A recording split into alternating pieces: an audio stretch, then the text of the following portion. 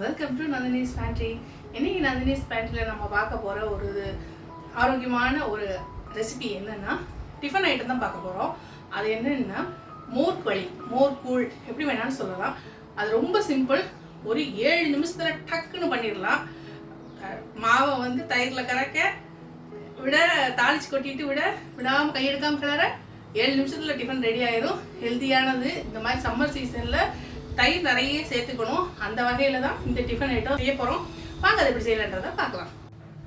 இந்த மோர்கூழ் பண்ணுறதுக்கு வந்து நான் 1 கப்பு வந்து அரிசி மாவு எடுத்திருக்கேன். அதே 1 கப் அளவு வந்து ஓரளவு நார்மலாக புளிச்சது, அதாவது பயங்கர புளிப்பு வேண்டாம், சாதாரணமாக காலையில் உர ஊற்றி ஒரு மத்தியானம் இது பண்ணியிருக்கிறேன். இந்த வெய்ய காலத்தில் வந்து சீக்கிரம் புளிச்சிடும். அந்த மாதிரி ஒரு தயிரை வந்து சிலிப்பி வச்சுருக்கேன். அது வந்து 1 கப்பு.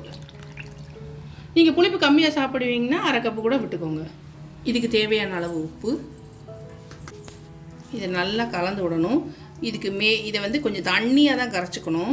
இது வந்து மோர் களிக்கு வந்து எப்போவுமே திக்காக இருக்கக்கூடாது, தண்ணியாக கரைச்சிக்கணும். அதுக்கு தேவையான அளவு தண்ணி விட்டுக்கலாம்.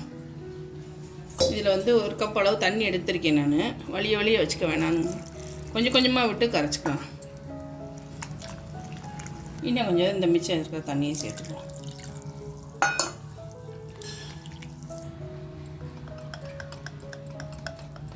இது இன்னும் கொஞ்சம் தண்ணியாக தான் இருக்கணும். அந்த 1 கப்பு இதில் வந்து கொஞ்சம் 3/4 கப்பு தான் இது பண்ணேன். இவ்வளோ தண்ணி வந்து நான் ஃபுல்லாக வைக்கல, இவ்வளோ தண்ணி தான் வச்சுருந்தேன். அந்த மிச்சம் உள்ள தண்ணி இது. 1 கப் தயிர், 1 கப் தண்ணி, 1 கப் மாவு, அதுக்கு தேவையான அளவு உப்பு. இப்போ வந்து இந்த கன்சிஸ்டன்சி வந்து கரெக்டாக இருக்குது. இந்த மாதிரி தான் இருக்கணும், இப்படி தான் இருக்கணும். இது நம்ம வந்து களியாக கிளறும்போது அருமையாக கெட்டியாக வந்துடும். இப்போ இது கரெக்டான கன்சிஸ்டன்சி. மோர் களி செஞ்சிடலாம். இந்த களி பண்ணுறதுக்கு வந்து நான் 2 டேபிள் ஸ்பூன் நல்லெண்ணெய் எடுத்துக்கிறேன். இது நல்லெண்ணெய் பண்ணால் தான் டேஸ்ட்டாக இருக்கும், ஹெல்த்துக்கும் ரொம்ப நல்லது. எண்ணெய் காஞ்சிருச்சு. 1/4 டீஸ்பூன் கடுகு, ஒரு 1/2 டீஸ்பூன் உளுத்தம்பருப்பு, ஒரு அரை டீஸ்பூன் வந்து கடலைப்பருப்பு. இது நல்லா பொரிஞ்சு, கடுகுலாம் நல்லா வெடித்து பொரிஞ்சு வந்ததுக்கப்புறம், வெடிச்சிட்டு இருக்கும்போதே இந்த உரப்பு தான் நம்ம இந்த மோர் களிக்கு. இது வந்து நான் ஒரு 5-6 மிளகா வந்து 2ஆக கிள்ளி வச்சுருக்கேன். அதையும் இதில் சேர்த்துக்கலாம். மோர் களிக்கு வந்து மோர் மிளகா போடணும் கண்டிப்பாக. இது மோர் மிளகா இல்லைன்னா இந்த மோர் களி டேஸ்ட்டாகவே இருக்காது. வத்தல் மிளகாவோ, அதாவது மிளகா வத்தலோ இல்லைன்னா பச்சை மிளகாவோ போடக்கூடாது. மோர் களிக்கு மோர் மிளகா தான் மெயின். கருவேப்பிலை வந்து சும்மா ஒரு 2-3 ஆறுக்கு வாசனைக்கு. இந்த மோர் களிக்கு வந்து இந்த மோர் மிளகா வந்து இந்த எண்ணெயிலே நல்லா ஃப்ரை ஆகணும். கொஞ்சம் நிறம் மாறுற வரைக்கும் நல்லா வறுத்து விட்டுட்டு, ரொம்ப கருக விட்டுறக்கூடாது. நல்லா வறுத்து விட்டுட்டு அதுக்கப்புறம் இந்த கரைச்சி வச்சுருக்க அந்த மோர் கூழை வந்து இதில் விட்டுறலாம். இப்போ கரைச்சி வச்சுருக்க அந்த மோர் இதை விட்டுறலாம். இப்போ இதை விட்டதுலேருந்து இதை கையெடுக்காமல் கிளறிட்டே இருக்கணும். இது வந்து சீக்கிரம் வெந்துடும்.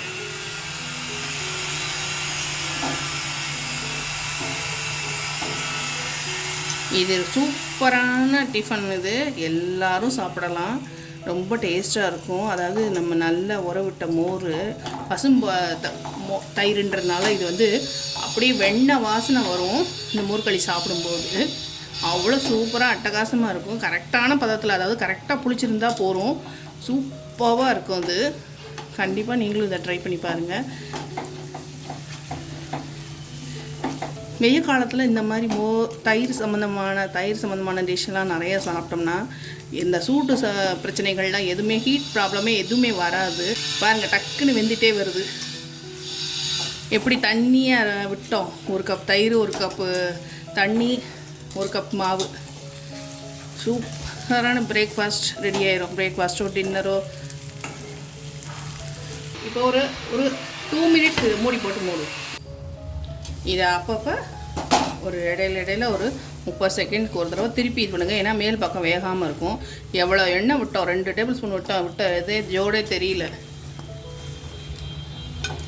ஆனால் நிமிஷமாக பண்ணிடலாம். இதுக்கு ஒரு 10 நிமிஷம் கூட ஆகாது. இந்த டிஃபனுக்கு ரொம்ப டேஸ்ட்டாக இருக்கும். கண்டிப்பாக ட்ரை பண்ணி பாருங்கள்.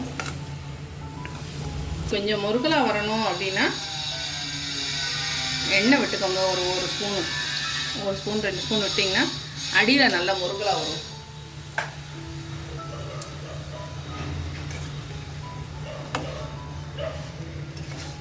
இது கொஞ்சம் வேகும்.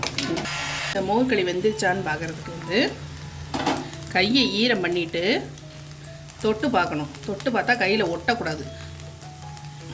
ஒட்டலை, நல்லா வெந்துருச்சு. இப்போ மேல் பக்கமே ஒட்டலைன்னா அடிப்பக்கமும் கண்டிப்பாக வெந்திருக்கும் நல்லா. இது வந்து நம்ம நான்ஸ்டிக்கில் இதில் பண்ணுறதுனால, செராமிக் கடாயில் பண்ணுறதுனால இது ஒட்டாமல் வருது. இதே இரும்பு இழுப்பு சட்டி இந்த மாதிரில பண்ணோம்னா இன்னும் முருகலாக வரும். பச்சைமா பொடி புளி உப்புமாவில் வந்து புளி விட்டு பண்ணுவோம். அது வந்து ரொம்ப முருகலாக உதிராக புட்டு மாதிரி வரும். ஆனால் இது வந்து இப்படி தான் இருக்கும். எடுத்து இப்படி உருட்டி இந்த மாதிரி பண்ணி தான் சாப்பிடுவோம். இதுலேயும் இந்த அடியில் முருகலாக இருக்கிறதுக்கு எங்களுக்கு சண்டை வரும். எனக்கு தான் வேணும், உனக்கு தான் வேணும்னு அண்ணா நான் எல்லோரும் சண்டை போடுவோம். இது ரொம்ப டேஸ்ட்டாக இருக்கும். அந்த மோர் விட்டு இப்போ தயிர் விட்டு பண்ணுறதுனால அருமையாக அட்டகாசமாக இருக்கும். நீங்களும் கண்டிப்பாக ட்ரை பண்ணி பாருங்கள். இதை பிளேட்டுக்கு வேறு ஒரு பிளேட்டுக்கு ட்ரான்ஸ்ஃபர் பண்ணிடலாம். உங்களுக்கு பார்க்குறதுக்குன்னா அவ்வளோ அட்ராக்டிவாக இல்லாமல் இருக்கலாம். ஆனால் கண்டிப்பாக இதே மாதிரியே ட்ரை பண்ணி பார்த்துட்டு டேஸ்ட் பண்ணி பாருங்கள். சூப்பராக இருக்கும். இதெல்லாம் வந்து நம்ம ட்ரெடிஷ்னல் டிஷ்ஷு. அப்போ வந்து அரிசி மாவில் சாப்பிட்றது வந்து நமக்கு எந்த விதத்துலையும் கேடாகவே இருக்காது. உடலுக்கு கேடே கிடையாது. ஆமாம், நல்லெண்ணெயில் செஞ்சுருக்கோம். அது ரொம்ப நல்லது. மோர் மிளகா போட்டு நம்ம தயிர் விட்டு செஞ்சுருக்கோம். சம்மர் சீசனில் இந்த மாதிரி கண்டிப்பாக ட்ரை பண்ணி பாருங்கள். மார்னிங் டிஃபனுக்கு என்ன பண்ணுறதுன்னு யோசிச்சுட்டு இருக்க நேரத்தில் இந்த மாதிரி ஒன்று பண்ணி பார்த்து சூப்பராக செஞ்சு அசத்துங்க. இந்த ரெசிபி கண்டிப்பாக உங்களுக்கு பிடிச்சிருக்குன்னு நம்புகிறேன். கண்டிப்பாக மறக்காமல் ட்ரை பண்ணி பாருங்கள். நந்தினி ஸ்பேட்டை சப்ஸ்கிரைப் பண்ண மறந்துடாதீங்க. உங்களுக்கு இந்த ரெசிபி பிடிச்சிருந்ததுன்னா உங்கள் ஃப்ரெண்ட்ஸ் அண்ட் ஃபேமிலிக்கு ஷேர் பண்ணுங்கள். தேங்க்ஸ் ஃபார் வாட்சிங். பாய் பாய்.